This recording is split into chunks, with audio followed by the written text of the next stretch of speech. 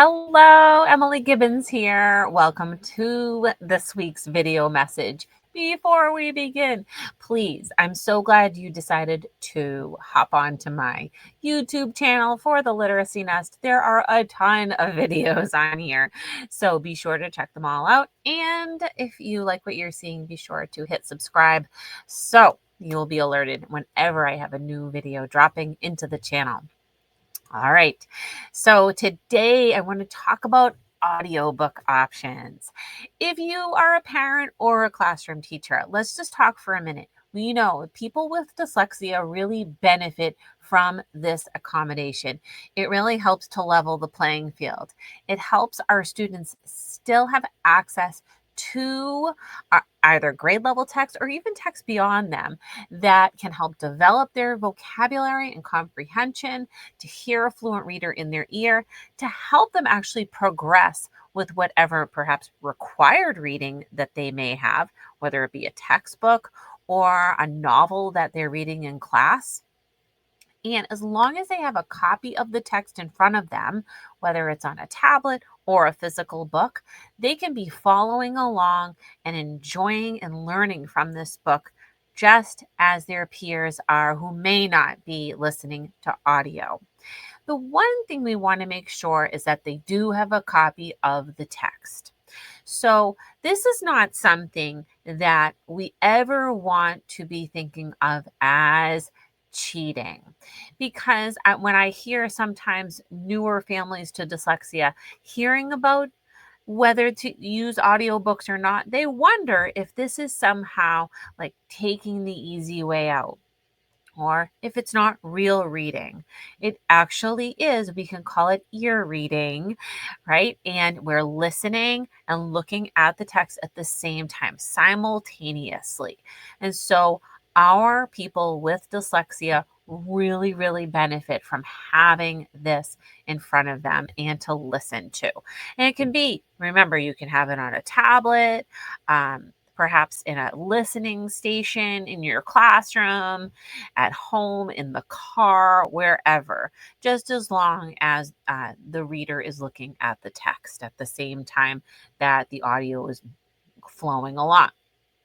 Audiobooks have come a long way. In the early days of things like maybe you had a Kindle reader, that voice would be rather robotic when you were listening to it. But there are so many more options now. So I want to go over a few of them to try. Some of them are free. Yes, free. So, right, we love that idea. The first two are really going to be for the people who have that diagnosis. And that means they have a specified learning disability that has been documented and that they can prove documentation for. So that is Learning Ally and Bookshare. Now these both of these sites have millions of copies on audio text.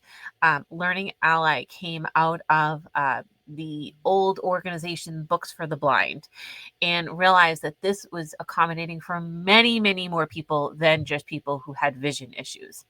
So Learning Ally and Bookshare do have um, a lot of audiobooks on there. They also have full textbooks, which I love, especially for our high schoolers. So if you are a parent, you can look into, if you have that documentation, you can contact their websites and speak to a rep, and they'll help you set up an account. It is a paid service, but it is well worth your time to look into to see if the school district that you are in has money that they've allocated or grant money from Learning Ally or Bookshare to accommodate this as a free service for you or discounted. If you do have documentation with the disability, you should be getting a discount on there at the minimum. So look into those two options. The next one is Audible. Now, Audible is for everybody, and it is a paid service, but it's another great option for both kids and adults to download audiobooks onto tablets, follow along, and read with those. And they have a ton of selections there.